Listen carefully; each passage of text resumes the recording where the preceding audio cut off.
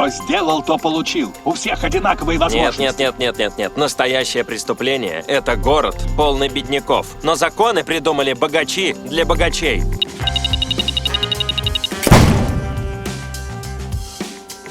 Фабрицио из Италии нашел серебряное кольцо с маленьким камнем.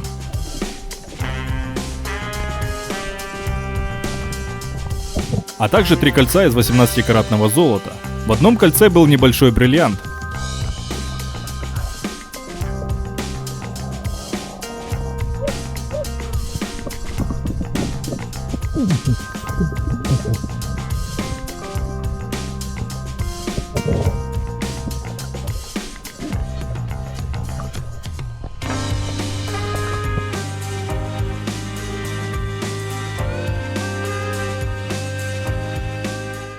Мужчина с девушкой плыли на парусном катамаране и увидели разбитую заброшенную яхту.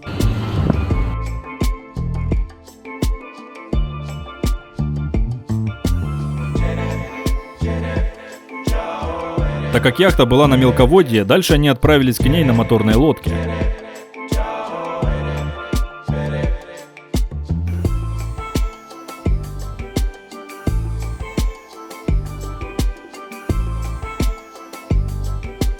Они, как настоящие пираты, высадились на палубу судна в поисках сокровищ.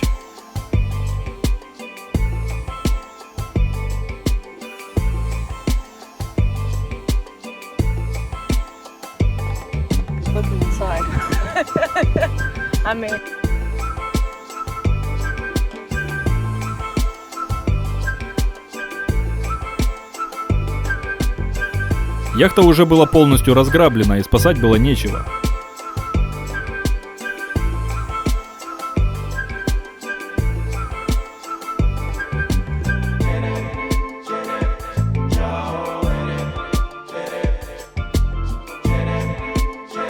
Грустно видеть яхту под названием Тазамас в таком плохом состоянии, оставленной гнить в стихии моря. На пляже в Майами Майк нашел с помощью металлоискателя баскетбольный чемпионский перстень.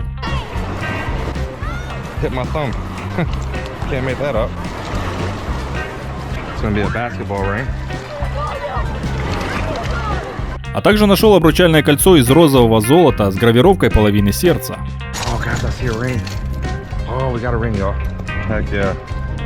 I think that's gold too, y'all. It's like a rose gold.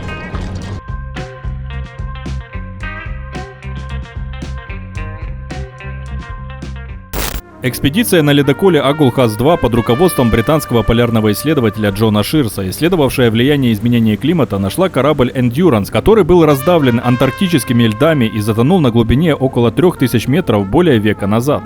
Корабль принадлежал полярному исследователю Эрнесту Шеклтону. Обломки корабля были обнаружены с помощью современных подводных аппаратов, оснащенных камерами высокой точности и сканерами. Трехмачтовое парусное судно было потеряно в ноябре 1915 года во время неудачной попытки Шеклтона совершить первое сухопутное пересечение Антарктиды.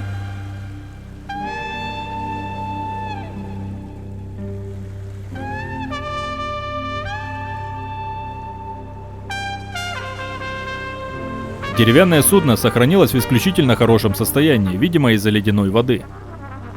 Несмотря на то, что экипаж Endurance из 28 человек оказался затерянным во льдах, им удалось вернуться домой живыми, и их история считается одной из величайших выживаний в истории человечества. Они прошли по морскому льду, питаясь тюленями и пингвинами, а затем отплыли на 3 спасательных шлюпках и достигли необитаемого острова Элефант. Оттуда Шеклтон и несколько членов команды проплыли около 1300 километров на спасательной шлюпке до Южной Георгии, где они обратились за помощью на китобойную станцию. В августе 1916 года Шеклтону удалось вернуться, чтобы забрать остальную часть команды с острова Элефант.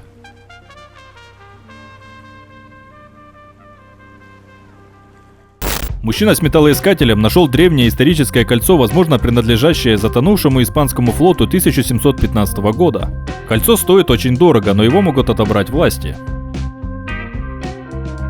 Мужчину даже показали в новостном репортаже. Одно из последних погружений к Титанику в 2022 году. Вырос маленький бамбуковый коралл.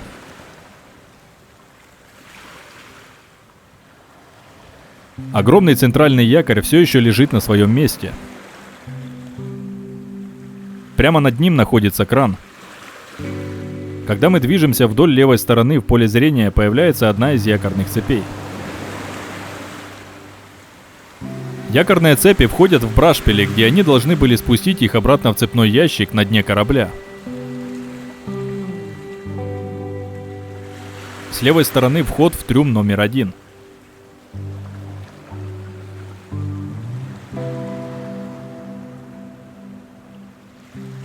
На схеме судна белым курсором отмечено, в какой точке Титаника мы сейчас находимся. После трюма номер 1 сразу за держателем номер 1 находятся паровые лебедки, которые использовались для вытаскивания предметов и объектов из отверстий.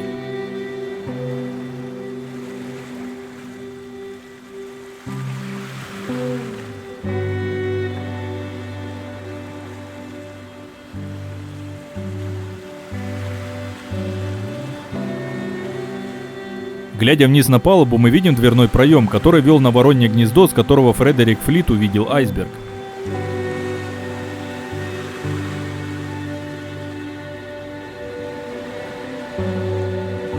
Теперь поднимаемся выше к мостику, проходя через палубу Б и А.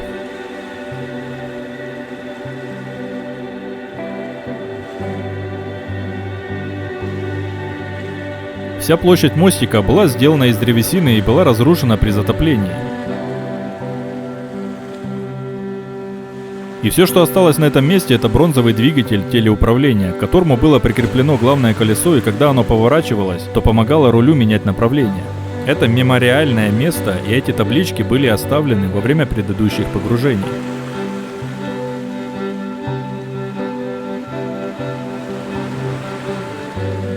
Остатки каюты капитана Смита.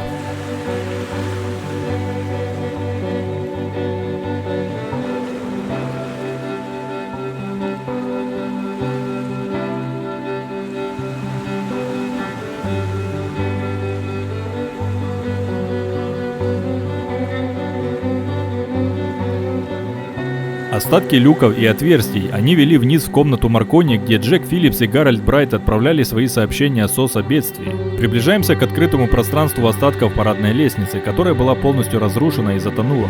Эта небольшая стена справа является входом на наземную лестницу первого класса. Дальше зона читального зала и зала ожидания первого класса. Больше ничего нет, кроме рухнувших палуб на дно океана. Сейчас мы находимся прямо возле сломанной области.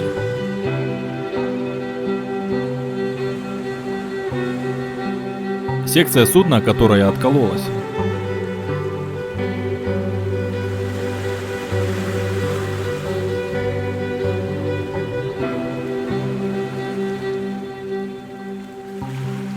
Здесь можно разглядеть некоторые из дверей, куда засыпали уголь лопатами вручную посменно более 100 кочегаров, которого требовалось 610 тонн в сутки. Если внимательно посмотреть, то внизу видно висящие люстры.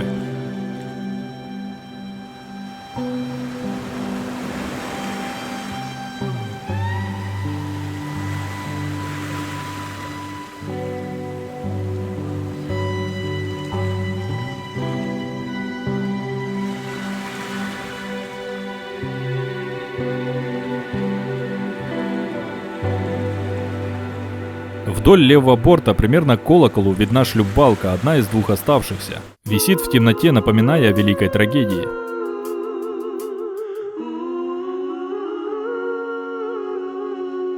Правая сторона корабля, где видны окна кают палубы Б. Люк или дренажная зона для слива воды.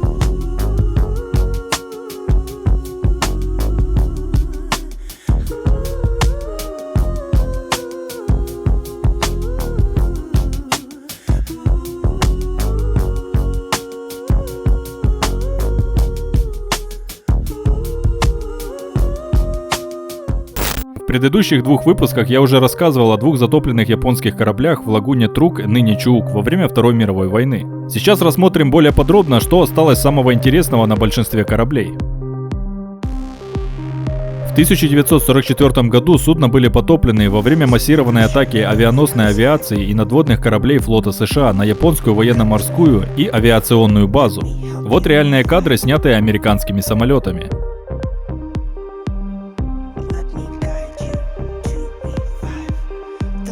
Японские потери во время этой военной операции были колоссальные, весь флот был уничтожен. На табличке можете посмотреть, какие были силы сторон и потери. У Японии было уничтожено и потоплено 3 крейсера, 4 эсминца, 3 вспомогательных крейсера, 2 базы подводных лодок, 3 небольших корабля, 32 единицы грузовых судов и 270 самолетов.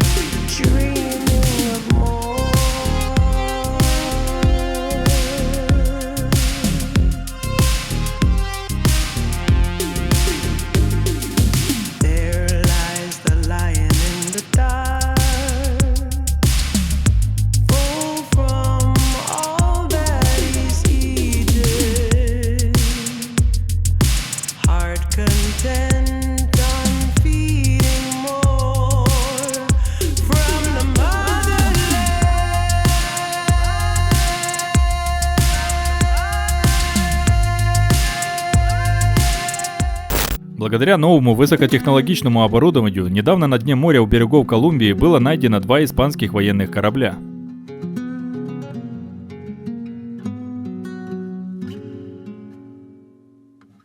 Им также удалось заснять многочисленные золотые монеты, разбросанные по морскому дну.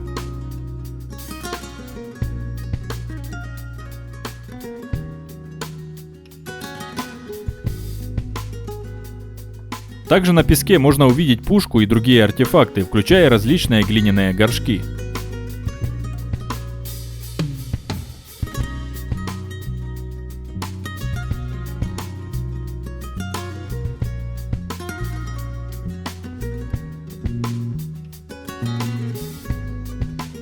Затем на кадрах показан нос одного из судов, который, по-видимому, удивительно хорошо сохранился. Около одной из пушек видны пригоршни золотых монет. Большое количество чашек. Колумбийские власти заявили, что 2 судна, по-видимому, относятся к периоду, когда Колумбия обрела независимость от Испании в 1810 году. Одно судно колониального периода, а другое с точки зрения предварительного анализа соответствует республиканскому периоду Колумбии. У берегов Южной Кореи в 1300 метрах от бухты Чодон острова Улындо южнокорейская компания Shiny Group обнаружила на глубине 434 метра затонувший российский броненосный крейсер Дмитрий Донской. Во время русско-японской войны в ходе Цусимского сражения 1905 года, чтобы не сдаваться в плен после поражения, русские моряки затопили свой корабль, не спустив флага. Дело в том, что после выполнения миссии так вышло, что крейсер остался один и сражался с 6 японскими быстроходными крейсерами и 4 миноносцами, которые взяли одинокий корабль в клещи. Отказавшись сдаваться и отстреливаясь на оба борта, Дмитрий Донской сумел подбить 2 вражеских крейсера, но и сам получил такие повреждения, что продолжать путь не смог, насосы не справлялись с поступающей через пробоиной водой.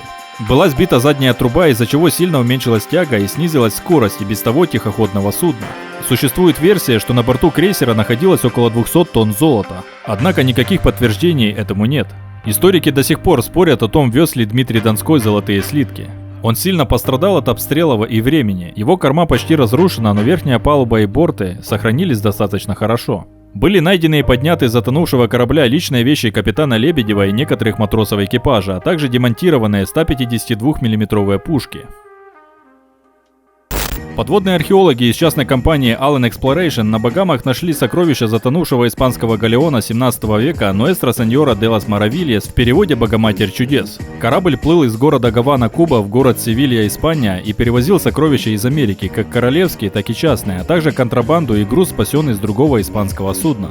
Ночью 4 января 1656 года из-за навигационной ошибки двухпалубный галеон столкнулся с другим судном испанского флота, в результате налетел на риф и затонул у Малой Багамской отмели на севере Багам. Из 650 человек, находившихся на борту, в живых остались только 45. При том, что рядом находился еще 21 галеон, команды которых пытались провести спасательные работы. Многие стали жертвами акул. Останки галеона были разбросаны по несколько миль по океану, при этом не осталось значительной части корабля. Почти сразу испанцы попытались поднять с морского дна груз, и им это частично удалось. На протяжении 17 и 18 веков испанские, английские, французские, голландские, багамские и американские охотники за сокровищами ныряли в кишащие акулами воды в надежде получить свою долю груза. Разумеется, ни о каком бережном отношении к остаткам галеона говорить не приходится, его просто грабили и разламывали, чтобы удобнее было искать. Мало кто верил, что к нашим дням от него что-то осталось, но современные технологии позволили Allen Exploration вытащить богатство за гранью воображения.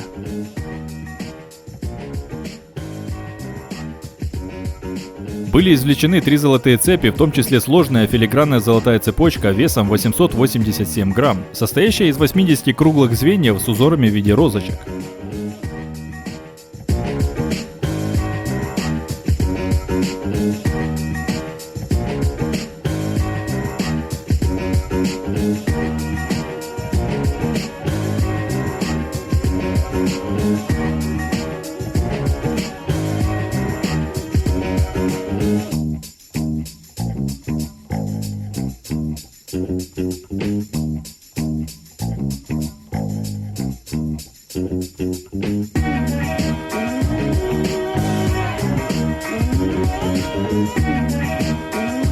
Золотая подвеска с крестом святого Иакова и индийским безуаровым камнем. Подвеска, на которой изображен золотой крест святого Иакова над большим зеленым овальным изумрудом в обрамлении дюжины квадратных изумрудов, возможно символизирующих 12 апостолов. Также археологи подняли большое количество неограненных изумрудов и аметистов.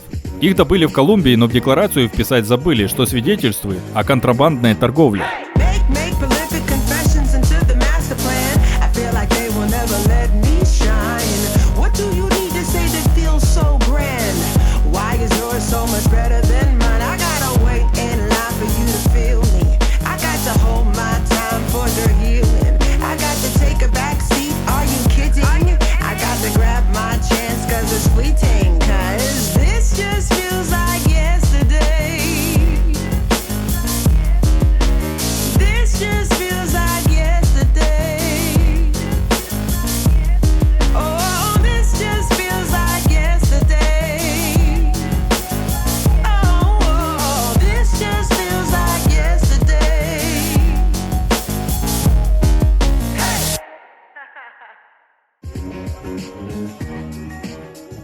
Около 3000 серебряных и золотых монет, испанские кувшины для оливок, китайский и мексиканский фарфор.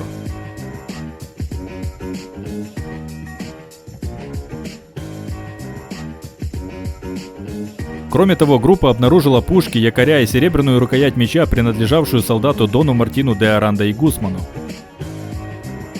4 подвески, которые носили религиозные рыцари Священного Ордена Сантьяго, активно участвовавшие в испанской морской торговле. А на этом все. Подписывайтесь на канал Взрыв Мозга. Интересное рядом. Пока.